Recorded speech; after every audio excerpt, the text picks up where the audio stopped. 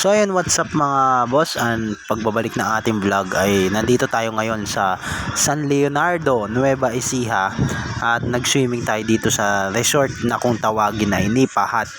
Mga boss, nawiwirduhan lang ako sa lugar na ito at sa resort na ito mga boss.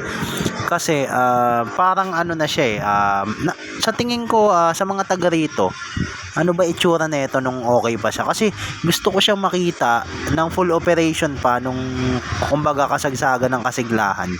Kasi nakikita ko ngayon parang ang lungkot na po ng lugar, parang napabayaan na po. Siguro sa nangyari ring pandemya, ayan, maraming mga resort sa iba't ibang lugar ay bumagsak na o hindi na nag-ooperate. Kasi nga mga boss, nauso din yung mga private resort na mas safe sa health natin kasi nga may COVID, yung mga ganitong public gatherings kagaya ng swimming nawala na sa balak ng mga Pilipino, mga boss. Pero napakaganda siguro ng resort na to kasi nakikita ko kompleto mga boss. Ayan, meron pa silang may malalaki yung mga swimming pool nila, as in talagang malalaki, tas sobrang dami ng cottages mga boss. Ang dami ring CR dyan. Sana may makapag-share sa atin kung gaano ba kaganda ito nung nag-ooperate pa siya sa kanyang peak, ibig sabihin bago mag-pandemic. Siguro napakaganda rito. Ngayon nag-swimming kami, isang swimming pool lang po yung nakabukas mga boss, at sad to say marumi pa po. Hindi kami masyado nag-enjoy. Night swimming dapat kami, kaso medyo creepy po yung lugar, medyo nakakatakot yung mga bata, at sobrang dami pong lamok. Kasi mga boss, papakita ko sa inyo yung mga dating swimming pool kung ano yung lagay nila. So ayan po yung lagay ng mga dating swimming pool doon nila. Ang lalaki, nakakasayang, 'di ba? Sayang, ang gaganda, lataas ng slide. Tapos makikita natin ganito, napabayaan lang. Tapos yan, may third floor pa na cottage pang VIP. May mga aircon pa nga ngayon lang ako nakakita ng ganito kalaking resort, mga boss. As in, parang kagaya na to sa mga sa mga 8 Waves, sa mga sa mga Bulacan, malalaking resort sa Bulacan, mga Amana Resort, ganun. Ayan, Splash Island.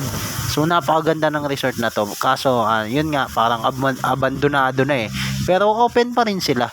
Open pa rin sila kasi yun nga, marumi na talaga. Ayan, gusto ko lang mga i-share sa inyo, ayan, napakaganda ng resort na to. Sa mga taga rito, swerte kayo na naranasan nyo yung kagandahan ng resort na to. Ako kasi gustong gusto ko parang ang sobrang laki niya sobrang ganda siguro na ito. Ang daming slides, ang daming pool, hindi ko nga nabilang kung ilan yung mga pool dito. Tapos yan, may mga cottage pa na third floor. Ayan, napakaganda niya. Tapos napakarami nilang mga statue na ganyan, iba't ibang characters, iba't ibang hayop. Mukhang big time talaga tong resort na to. Tapos ito banda sa likod, meron silang parang playground mga boss. Ngayon na talaga ako nakakita ng gantong resort Ang ganda niya, Siguro kung yun nga yung panahon na nag-ooperate to, sobrang enjoy maligo dito. Talagang hindi mo malilibot sa buong araw. Ayan, may playground sila dyan sa bandang likod. Ngayon parang may mga nakita kami kabayo. At eto mga boss, check nyo to, ganda di ba? Playground na parang may swimming pool na pambata sa ilalim. Tapos may mga ganyan pang cottage. Ayan, maganda tong resort na to sa tingin ko nung panahon na nag-ooperate pa siya. Napabayaan lang talaga siguro. Yun nga, dahil sa wala nang naliligo, kasi mas gusto natin na private na lang para makaiwas sa mga sakit gaya ng COVID-19. Ayan, ang ganda niya Tamang libot lang kami dito mga boss, kasi magdidilim na rin. Hindi rin kami nagtagal dito mga boss kasi nga siguro dahil nga nakatambak na lang yung mga tubig sa ibang mga pool, kaya sobrang daming lamok po. Ang daming lamok mga boss, talagang bumubuhat ng tao yung mga lamok. Pero nag-enjoy na rin naman po kami kahit papaano, di ba? Ang entrance nila dito ngayon sa ganitong sitwasyon is 100 po mga boss. 100 isang tao. Tapos yung iba, yung mga bata, nililibre na lang. Kung may mga nakakaalam ng lugar na to mga boss, share nyo naman yung experience nyo sa lugar na to dito sa San Leonardo, Nueva Ecija, Nipa Hut Resort. So ayun lang mga boss, hanggang dito na lang ang ating vlog at review dito sa Nipa Hut Resort.